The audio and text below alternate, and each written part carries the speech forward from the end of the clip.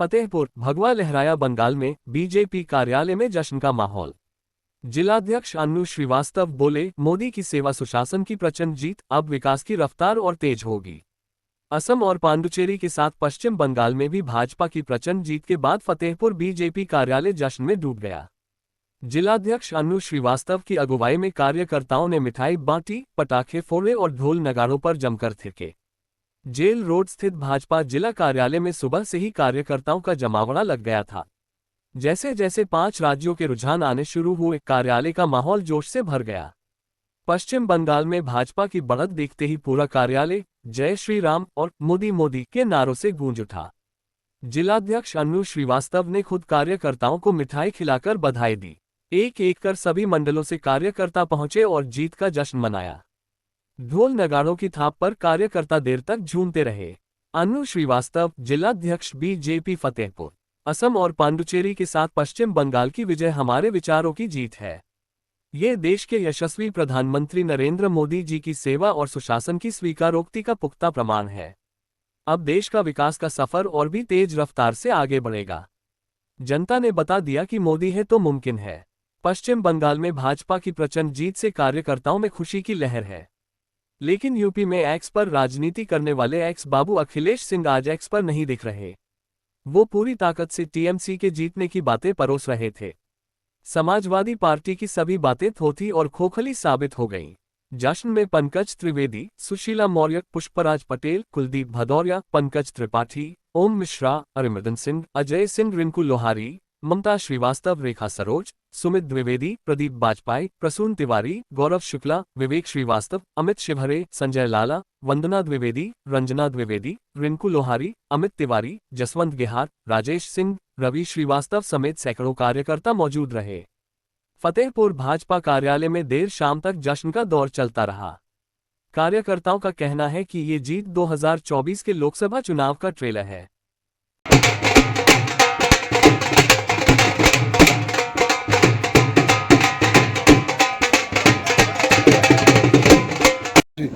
जी हाँ, आगे बोले क्या किस तरह से आप उत्साहवर्धन को आगे इस तरह से आप देखिए, करते हुए दिखा रहे हैं। भारतीय जनता पार्टी का जो भगवा ध्वज है वो गंगोत्री से चला था, उत्तरांचल, बिहार, उत्तर प्रदेश होते हुए आज गंगा सागर को फतेह कर चुका है।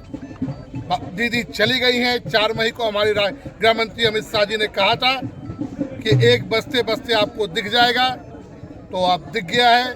भारतीय जनता पार्टी की प्रचंड बहुमत की सरकार पश्चिम बंगाल में हम बनाने जा रहे हैं, आसाम में बनाने जा रहे हैं। और उन लोगों के मुंह पर एक करारा तमाचा है जो अभी भी दिन जो आज स्वप्न देख रहे हैं कि भारतीय जनता पार्टी जा रही है, भारतीय जनता पार्टी के विरोध में प्रभाव कर रहे हैं। जनता में विश्वास भाजपा का घट गया है, जनता ऊब गई है। उन सबको ये पुराना करारा जवाब है। विरोधी तो लगातार यही कह रहे हैं ये सब अफवाह है, अभी सरकार नहीं बनने वाली है। ये तो दिख गया है, ईवीएम से वोटिंग है, 1 बज चुका है, 3 बज रहा है, परिणाम प्रचंड बहुमत की तरफ भारतीय जनता पार्टी है।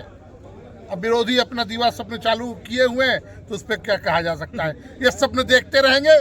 2014 से लेकर आज तक वो स्वप्न ही देख रहे हैं और भारतीय जनता पार्टी कटक से कन्याकुमारी तक भारतीय जनता पार्टी का झंडा लहरा रहा है। ममता तो कह रहे हैं कि आखिरी उसमें गिनती में हमारी जीत हो रही है। अब ये तो 1 आध घंटा वो और दीवार स्वप्न देख ले, आज रात भी वो स्वप्न देख सकती है कि वो सरकार बना रही है।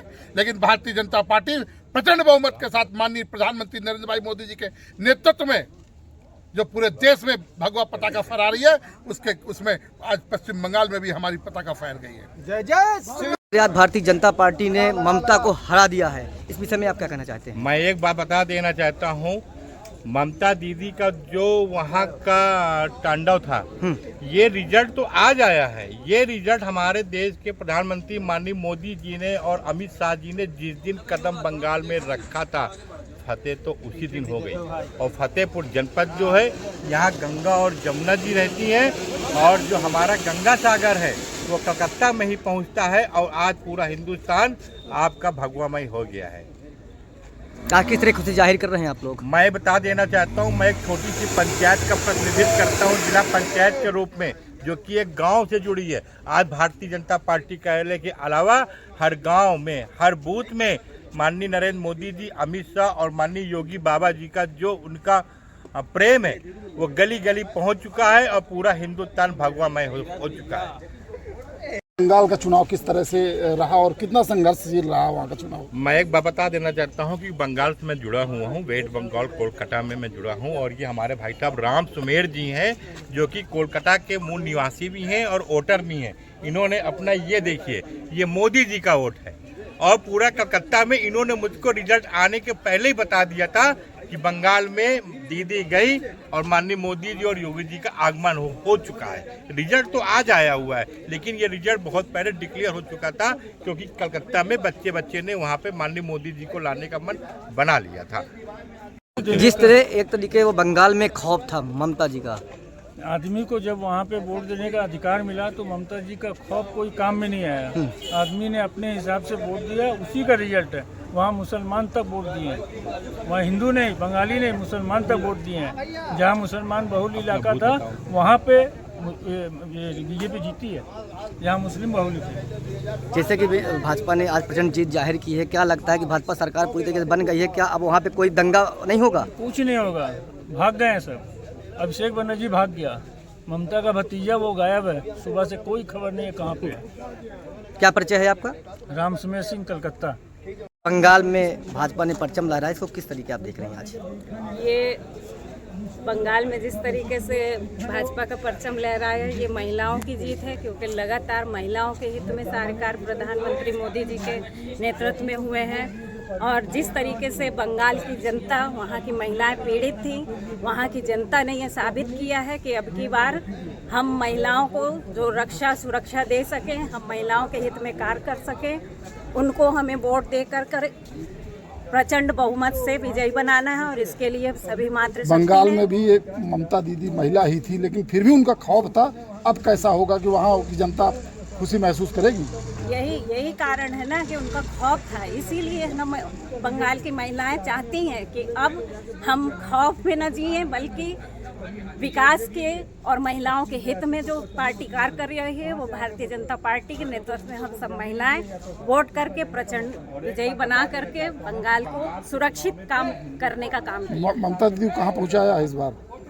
ममता दीदी कहाँ पहुँच गई ममता? बांग्लादेश पहुंच गए, जिनका कि वो समर्थन करती थी, जिन लोगों को वो संरक्षण देती थी, मतलब पूरी तरह विदाई कर दी, पूरी तरीके से खात्मा हुआ है। और वहाँ की जनता को मैं बहुत बहुत बधाई देती हूँ कि पूरी बंगाल की जनता ने प्रधानमंत्री जी पर विश्वास किया है और बंगाल को सुरक्षित किया। क्या नाम है? सुशीला मौर्य, भाजपा जिला महामंत्री।